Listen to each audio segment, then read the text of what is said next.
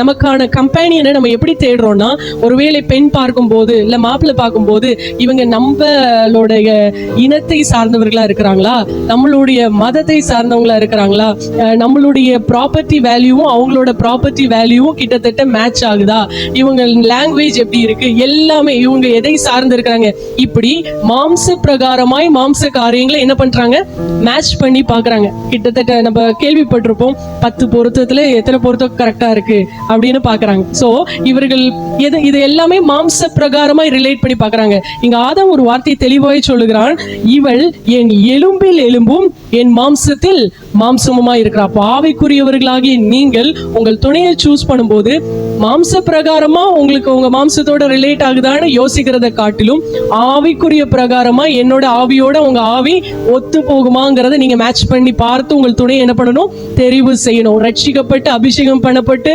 ஊழியத்துல நின்று ஒரு டாக்டரினை ஃபாலோ பண்ற நீங்க அதே டாக்டரினோட அதே ரட்சிப்பின் அனுபவம் அபிஷேகம் பண்ணப்பட்ட அனுபவம் உடைய ஒரு பெண்ணையோ ஒரு மகனையோ தான் நீங்க உங்களுக்கான லைஃப் பார்ட்னரை என்ன பண்ணணும், தெரிந்து கொள்ளணும். கர்த்தர் உங்களுக்காக கொண்டு வருகிற பிள்ளைகள்ல அநேக காரியங்கள் உங்க கண் முன்னாடி நிறுத்தப்படும். பெற்றோர் மூலமா, உங்க நண்பர்கள் மூலமா, உறவினர்கள் மூலமா நிறைய பேர் நிறைய காரியங்களை சொல்லுவாங்க. ஆனா நீங்க பார்க்கணும், இவள் என் எலும்பில் எலும்பும் என் மாம்சத்தில் மாம்சமா இருப்பாங்களா.